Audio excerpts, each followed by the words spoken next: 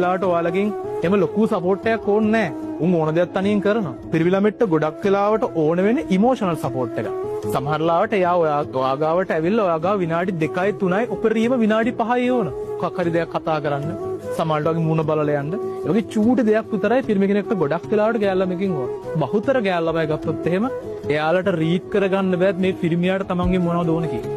කොතන හරි තැනකදී එයාගේ වෙන පුංචි හරි ෆෝල්ට් එකකට මොනවා හරි එකට එයාට බ්ලේම් කරලා එයාගේ හිත බිඳලා ගියොත් එහෙම සමහර වෙලාවට එයාගේ පක්ෂපාතීත්වය කියන කිවින්ද මුළු ජීවිත කාලෙම වත් එක්ක ඉන්න පුළුවන්. ඒකේ ඩවුට් එකක් නැහැ. එයා ඔයාට කන්න දෙයි, එයා ඔයාට බොන්න දෙයි, එයාව බලාගනි, එයා ඔයා වෙනුවෙන් ෆයිට් කරයි.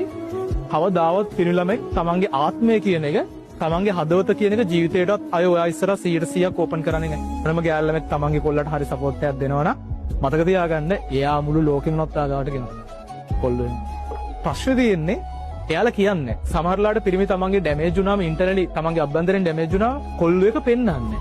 ඒක හිතේ තියාගෙන ඉන්නවා. කියන්නේ මොකක් හරි වෙච්ච ගමන් පොඩ්ඩ දැක්කම හූ කියන ගෑනු භාග වගේ පිරිමිත් තියෙන. හරි පිරිමි එහෙම හැම එකටම කෑ ගහන්නේ නැහැ. උන් හැබැයි මතක තියාගන්න. එයා මතක තියාගත්තොත් වගේ සවුත් පොයින්ට් ගොඩක් එතනින් එහාට සමහරට එයා හිටියත් ඔයාට අර ඔයාගේ හිතේ තියෙන ෆැන්ටසි ආදරය කියන එක හොයාගන්න අමාරුයි.